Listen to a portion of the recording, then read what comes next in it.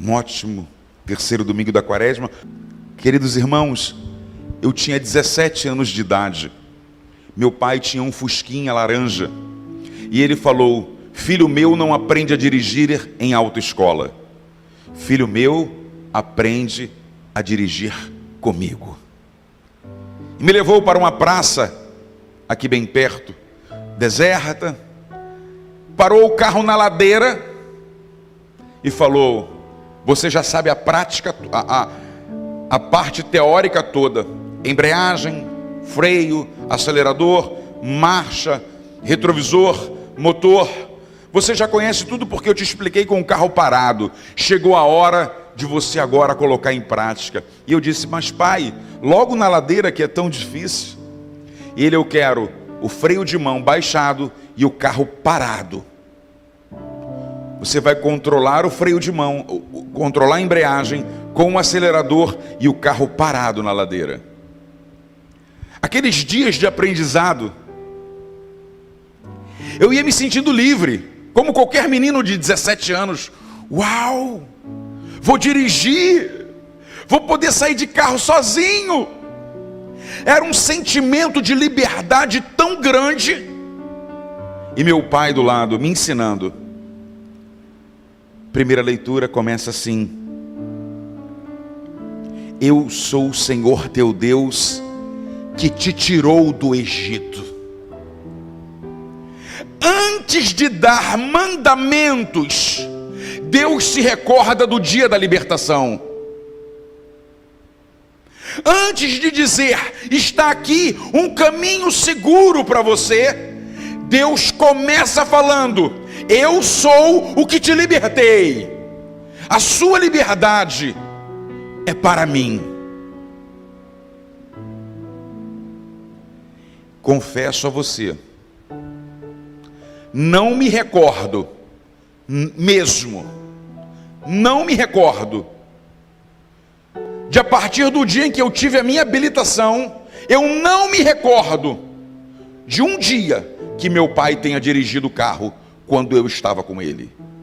Ele sempre que saía de casa dizia: toma a chave.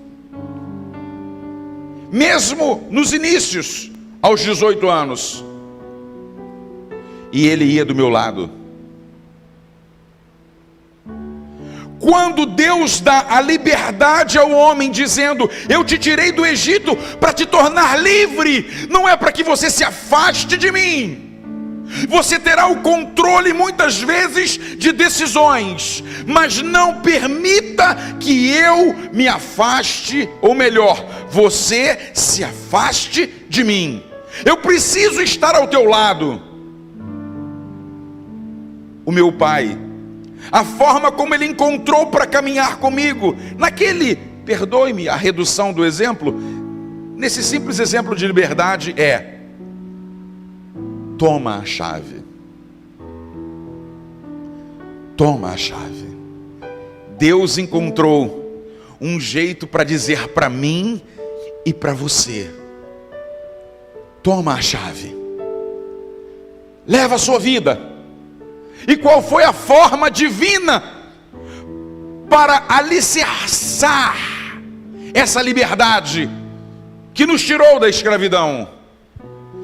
Ele nos deu mandamentos, regras.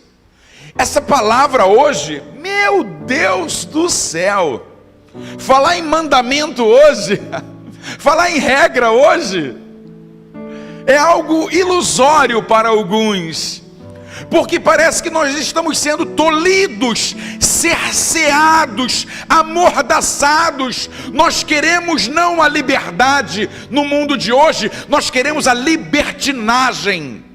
Eu posso ter uma igreja do meu formato, eu não preciso me enquadrar em um ideal já realizado há séculos e séculos e séculos. Olha como está a nossa sociedade. Qualquer regra hoje é motivo de manifestação, e se não for nas ruas, pelas redes sociais. Nós não gostamos, e o pior Isso foi sendo traduzido para a vida espiritual. Parece que Deus nos quer manipulando-nos, ao deixar para nós um formato de vida, que na verdade, para nós cristãos, deve ser um conceito de liberdade, e não de escravidão, e não de mordaça. Mandamentos, não vamos falar deles, mas da forma como Deus os concedeu, lembrando-nos: eu vos tirei do Egito, eu libertei vocês, mas eu quero caminhar com vocês. No Evangelho, Jesus estava indo para a festa da Páscoa, dentre tantas que ele foi. Se não me trai a memória, a primeira nos Evangelhos ele tinha 12 anos. Evidente que ele ia todo ano, mas nos Evangelhos narrado ali, quando ele se perde numa festa judaica, e era comum, por exemplo, Simão Cirineu, quando ele estava chegando para a festa da Páscoa, Simão Cirineu saiu da Líbia, hoje na África, e andou muito, gente, para chegar até Jerusalém. Hábito dos nossos irmãos judeus nestas festas. Então era muito comum as pessoas virem de tantos lugares, muitos, para subir a Jerusalém na Páscoa. Jerusalém fervia. Por isso que no domingo de Ramos da Paixão do Senhor, nós vamos ver alguns detalhes. Quando Jesus sai do Monte das Oliveiras, passa pelo vale do rio Cedron, entra pela Porta Dourada e chega em Jerusalém triunfante. A gente percebe uma multidão de pessoas vindo de fora. Isso significa, sabe o quê? Se você for fazer uma visita à Inglaterra, não adianta levar real, você não toma café. Se você for para os Estados Unidos, não adianta levar outra moeda senão o dólar.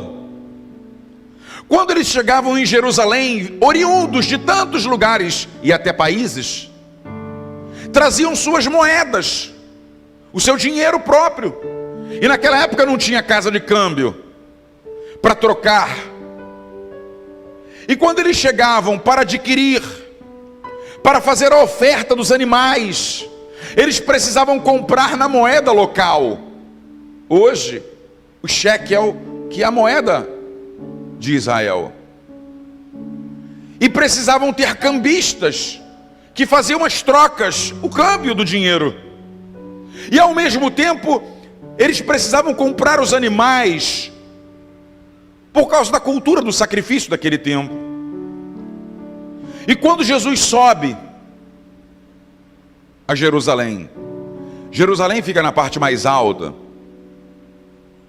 No primeiro domingo, nós o vimos subindo o Monte das Tentações, para dizer não ao mal. No segundo domingo, nós o vimos para se transfigurar no alto do Monte Tabor. Hoje Jesus não sobe a um monte, mas sobe a Jerusalém, para viver a Páscoa, que ele tanto aprendeu a ser conduzido pelas mãos de São José e de Nossa Senhora. E quando ele chega no lugar da liberdade, no lugar onde Deus permitiu ser construído o lugar mais sagrado, o templo, o que ele percebe? Que no lugar do sagrado, segundo o texto, um comércio se instalou. Aquela liberdade que Deus Pai havia concedido, parece que se tornou uma liberdade apenas exterior, porque por dentro a escravidão já havia retomado. Eu me lembro de uma passagem do Antigo Testamento, quando o povo estava no exílio e Esdras começou a reconstrução. O povo, ao ouvir a palavra de Deus, eles choravam. Eles passavam horas ouvindo textos do Antigo Testamento e choravam de saudade. Era Deus falando e eles se sentiam livres. Hoje, o domingo, os campos estão cheios. Tirando a pandemia, ou até com ela, as praias estão cheias. Os ambientes de lazer estão cheios. E o povo está vazio. Porque a liberdade se tornou exterior, mas interiormente continuamos escravos. E Jesus, quando olha aquela cena, quando Jesus percebe o que está por dentro do coração daqueles homens, alguns autores sagrados, não os 4 evangelistas, mas autores vão chamar de ira. Ele faz um chicote, e o verbo utilizado pelos evangelistas é expulsar. Quando você expulsa alguém da sua casa, você não dá satisfação. Tem que sair porque tem que sair. Quando você expulsa algo, você não dialoga com o que está sendo expulso. Simplesmente não é compatível. E Jesus começa, imagine a cena, um lugar habituado a orações. Jesus pega aquela bancada de dinheiro e varre aquilo tudo no chão. Os animais são postos para correr.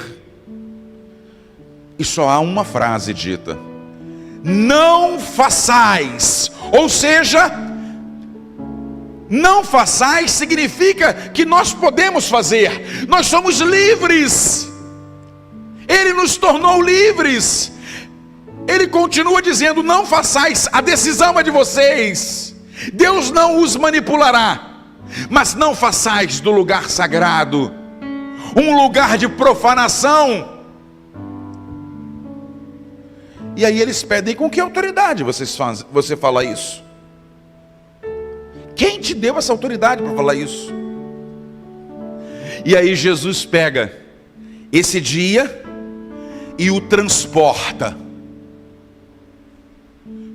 para o tríduo pascal. Ele pega esse momento, aliás, os 4 evangelhos é reunir tudo e nos colocar dentro da Semana Santa. Essa é a essência.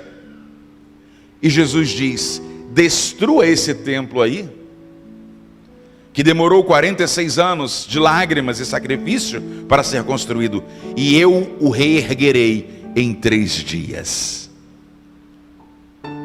Jesus não veio para discutir sobre tijolos.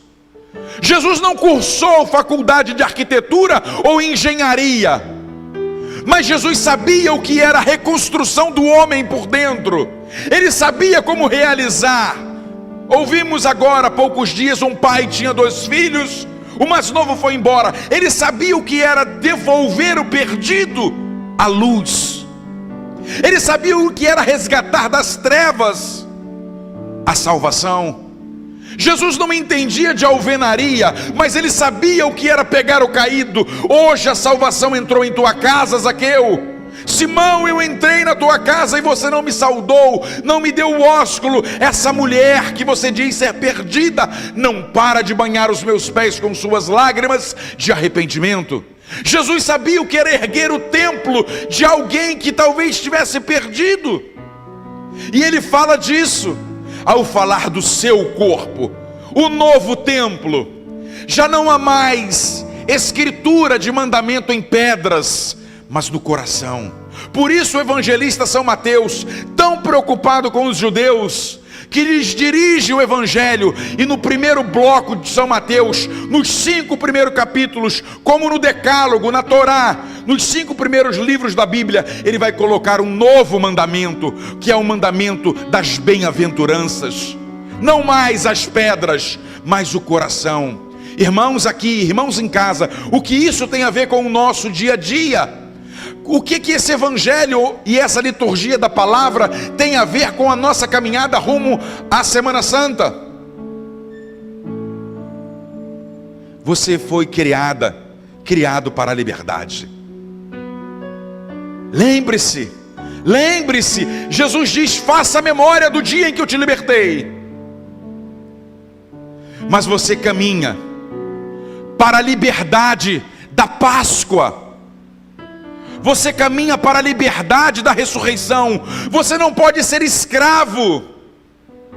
Você também precisa expulsar.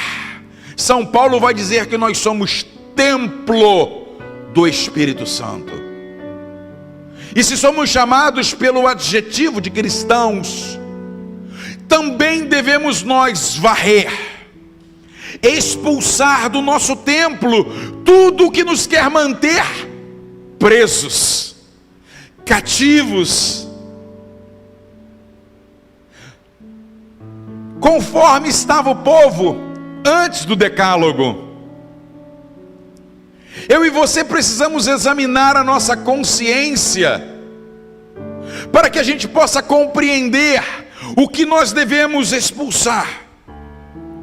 Não quero da minha vida, não quero mais, para que possamos viver aquilo que diz as Escrituras. É para a liberdade que Cristo nos libertou. Porém, há um contraponto. Nós vivemos hoje num mundo em que, se um menino chegar em casa e falar: me vi de batina, é arriscado até dentro de casa ouvir o que não era para ouvir. Se um adolescente, no seu ambiente de estudo ou de amizade, acho que esse formato de namoro não é para mim. Se um chefe de família chegar no seu trabalho e disser: essa fraude eu não participo, parece que o certo tornou-se errado. Esse relativismo, esse formato de permissão de tudo. Nós vivemos tempos onde varrer, expulsar os vendilhões que estão dentro do templo de Deus, é uma luta não só contra o mal que quer nos escravizar, mas contra a sociedade que não quer nos entender. E aí, como vencer ambos? O mal que está em mim. Só há uma forma: eu ter a certeza que enquanto eu caminho na liberdade, o meu Pai está do meu lado. O meu Pai está do meu lado. E esse meu Pai disse uma vez: escutai o meu filho. Escutai o meu filho.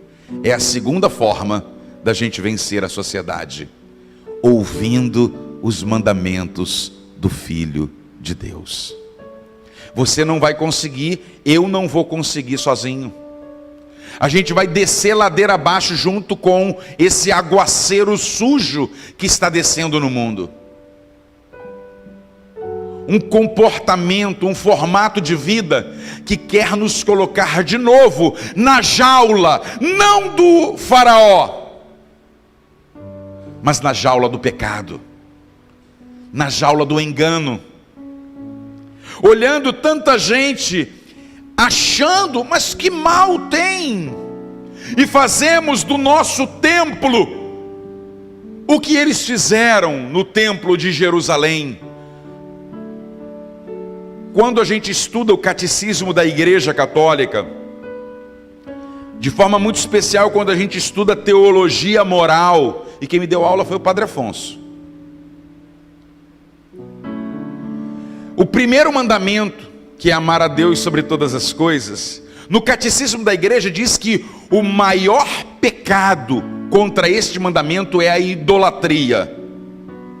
É colocar qualquer coisa, situação, pessoa, objeto, seja o que for, no lugar do trono de Deus no nosso coração. Então é simples. Se eu e você queremos saber se o nosso templo, que foi resgatado e comprado para a liberdade, se mantém escravo, é só a gente olhar para cá e ver se tem alguma coisa ou alguém mais importante do que ele sentado aqui, onde ele quer reinar, onde ele quer ter o controle, mas não o controle da manipulação, mas do que caminha ao lado, deixando os seus mandamentos para que sejamos livres.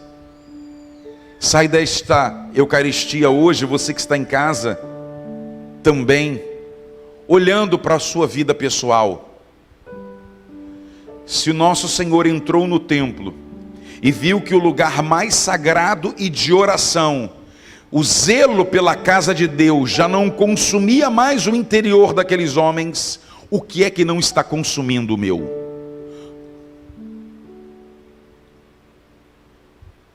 Quantas pessoas que me dizem que estão sem tempo para rezar, mas suas redes sociais estão cheias de informações sobre novelas, programas de televisão, mas não tem tempo para rezar. Não está vendo o câncer da alma entrando ao ponto de daqui a pouco não rezar mais nada e pronto, voltamos para a jaula da escravidão do pecado. Quantos casamentos sem afetos, sem declarações, sem gestos grandiosos ou pequenos? Já voltaremos para a jaula do pecado. Quantos jovens nossos, não vamos olhar para os de fora, nossos, que foram se ajustando devagarinho, foram se ajustando a um comportamento, e quando se enxergam hoje, estão distantes do lugar da libertação e muito perto da jaula, se não dentro. O Evangelho para mim e para você hoje deve ser uma severa advertência. O zelo pelo sagrado está me consumindo, ou o zelo pelo que é mundano e passageiro? O que é que consome o meu templo, que um dia haverá de ressuscitar com aquele que já ressuscitou? Ele é um novo templo. A voz dele faz os 10 mandamentos ganhar sentido. Ele é a razão da nossa liberdade. Peça hoje a Nossa Senhora, me ajuda, Virgem Maria, nesse terceiro domingo da Quaresma, a subir a Jerusalém e olhar para esse templo que sou eu, e enxergar com os olhos da fé o que precisa ser expulso para que eu me torne semelhante a Jesus, o templo perfeito, que ruiu, que desabou, que a arquitetura humana não entende, mas se levantou no terceiro dia para a minha e para a sua salvação. Repita comigo: Nossa Senhora, me ajuda a viver nesta terceira semana da Quaresma, também expulsando os vendilhões do meu templo, porque foi para a liberdade que Cristo me libertou. Obrigado, Nossa Senhora, por interceder por mim. Rogai por nós, Santa Mãe de Deus,